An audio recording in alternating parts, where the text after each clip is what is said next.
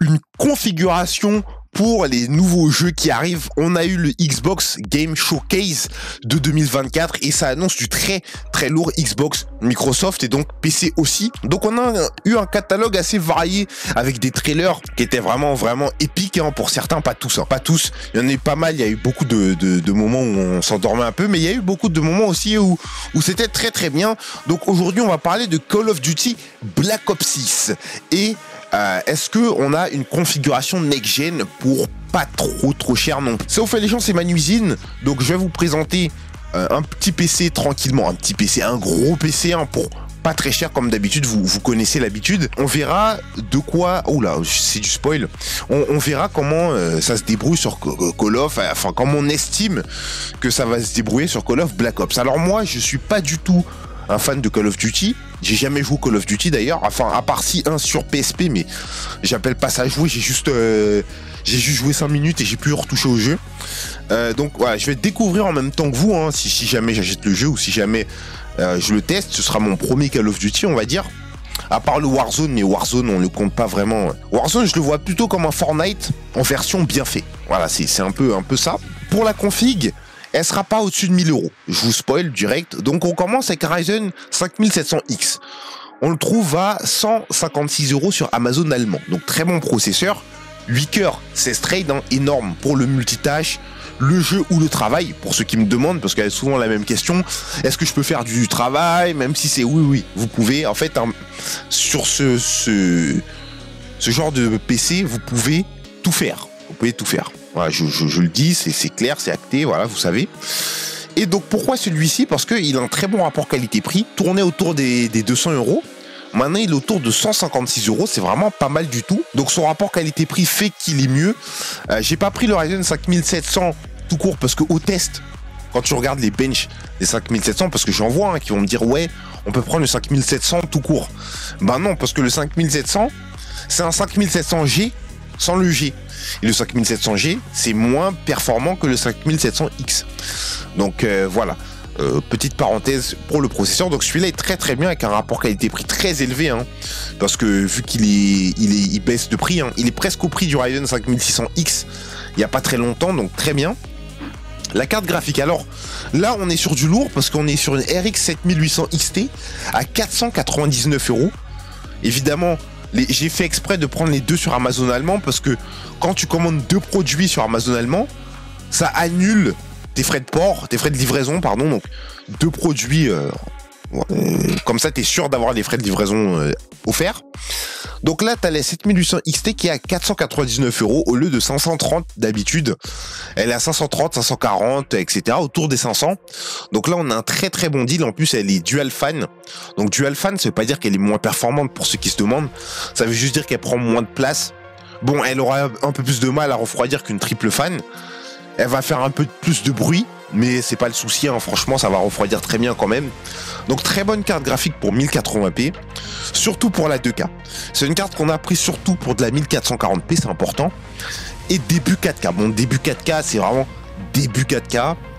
C'est, on va dire, tu peux commencer à te faire plaisir en 4K. Ce sera plutôt fait pour de la 1440, voire de la 1080, de, comment on appelle ça, compétitif. Voilà, donc ensuite, la Gigabyte B550M DS3H. Donc beaucoup de gens m'ont dit que oui, cette carte elle était nulle. Ben non, en fait c'est une très bonne carte en dessous de 100 €. C'est une très très bonne carte qui chauffe relativement sur des gros processeurs comme des Ryzen 9 3950X ou des trucs comme ça. Mais avec un Ryzen 5700X, ça fait le taf. Ça fait le boulot. C'est pas parce qu'elle coûte 85 € qu'elle fait pas le boulot. Elle a du PCI Gen 4, elle a de la carte graphique du PCIe Gen 4 pour la carte graphique, pour le SSD aussi. Très bonne carte mère, manque juste un peu de dissipateur. Mais bon, en fait, elle est quand même assez rentable pour le prix. C'est pour ça que je l'ai mis. Hein, voilà. Elle n'est pas nulle. Ne croyez pas. De toute façon, les tests sont là pour le prouver. Hein. Même si moi, je peux pas faire les tests parce que je ne l'ai pas, les tests sont là pour démontrer que c'est une bonne carte graphique. Il y a des reviews aussi qui sont faites là-dessus. Donc, n'hésitez pas. Si vous cherchez une carte mère en dessous de 100 € qui est très très bien. Franchement, celle-ci est top. Hein, elle est vraiment top. Les Crucial Pro en DDR4. Alors cette fois, on a mis 32 Go, 3200 MHz. C'est top à 67 € sur Amazon. Elles ont un gros timing. Je crois que c'est 22. Je suis pas sûr. Je crois que c'est du 22, mais en soi, c'est pas embêtant. Enfin, je trouve pas ça embêtant pour des timings pareils, pour un prix comme ça. Après, dites-vous, c'est de la RAM, hein. Franchement, elle est pas mal pour ce prix-là. 32 Go à 67 €, ça se refuse pas.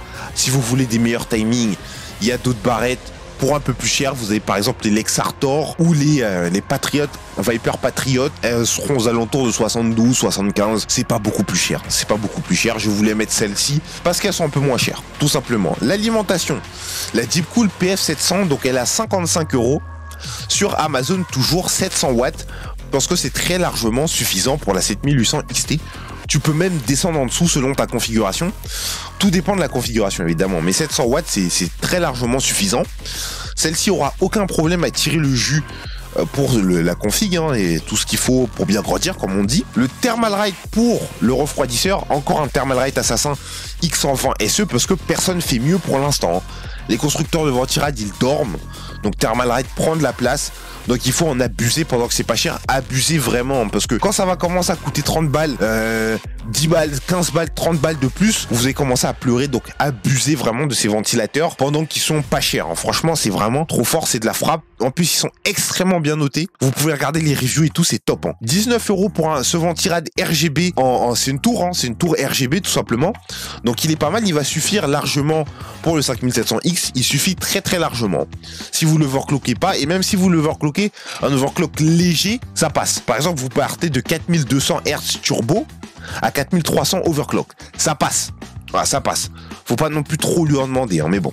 Le Mars Gaming MC Thor en blanc pour 44 € pour la tour. Donc cette fois-ci, elle est RGB avec du mesh en façade et elle est assez grande. Donc pas mal pour la tour. Elle est en promo, c'est pour ça que je l'ai pris. Sinon, j'aurais pris une config toute noire, hein. Mais celle-ci, je trouve qu'elle avait un bon rapport qualité-prix. Donc 44 €, franchement, c'est pas mal. Elle prend du 360 à l'avant. Elle prend rien au-dessus. Elle est pas aérée au-dessus, c'est dommage. Mais ça passe. Ça passe quand même, franchement. Tant que la façade est aérée, ça passe par derrière. C'est que demander de plus. Si vous faites pas du gros overclock, vous sentirez pas le besoin d'avoir le dessus aéré. Franchement, je vous le dis, hein. Et enfin, le SSD, le SanDisk Extreme M.2 à 71 Go. Donc, il a de très bonnes 71 Go, 71 € pour 1 Tera, pardon. C'est du PCI Gen 4 et qui a des très bonnes performances de lecture. Il va jusqu'à 5150 MO par seconde. Je sais pas si ça vous dit quelque chose, mais pour son prix, c'est très très bien. C'est très très bien. Je crois que c'est en écriture. Voilà, vitesse de lecture, pardon. Vitesse de lecture à 5150 mégabits par seconde. Et vitesse d'écriture 4900 mégabits. Voilà. Donc maintenant qu'on a fait le tour de la config, on va reparler de Call of Duty Black Ops. Donc, pourquoi j'ai pris cette config? Parce que celle-ci tourne très bien les jeux vidéo actuels en 2K. Par exemple, Horizon Forbidden West. Bon, là, on va parler de la 4K. J'ai dit 2K, 4K aussi. Horizon Forbidden West, quand tu mets le jeu en ultra avec cette config, hein, en 4K avec le FSR qui est le DLSS de AMD. Hein. Le FSR est à AMD ce que le DLSS est à Nvidia, c'est la même technologie, hein, c'est juste deux marques différentes. Tu as une moyenne de 60 FPS hein, sur un jeu en ultra 4K, donc c'est un jeu gourmand. Forbidden West, je me base sur les jeux next-gen. J'ai pris qu'un exemple, il y en a d'autres hein, évidemment, mais en 4K ça va pas être le point fort de cette config, ça va plutôt être la 2K hein, où tu vas avoir des grosses performances, vraiment des grosses performances, hein, c'est insane pour son prix. Donc voilà une config qui, je pense, en soi va faire du Black Ops 6 en 2K 1080p, voire début 4K avec des réglages un peu ajustés sans trop de soucis, hein. Sachant que on sait que les développeurs d'Activision et Blizzard, si je me trompe pas, hein, Activision Blizzard pour Call of Duty font un gros boulot d'optimisation. Sauf pour Warzone, on va pas parler des choses qui fâchent, hein. Voilà, mais à part Warzone, je trouve qu'ils font des gros boulots d'optimisation et ça c'est top. Et le jeu va être gourmand évidemment, c'est du next gen, mais je pense qu'on aura quelque chose d'optimisé, enfin j'espère, je pense qu'on va le payer vers les 70-80, donc il y a intérêt à ce qu'il soit optimisé, et qui dit jeu, qui dit PC, dit attendre les soldes, hein. Voilà, pour conclure ça, je voulais vous parler des soldes, des promos.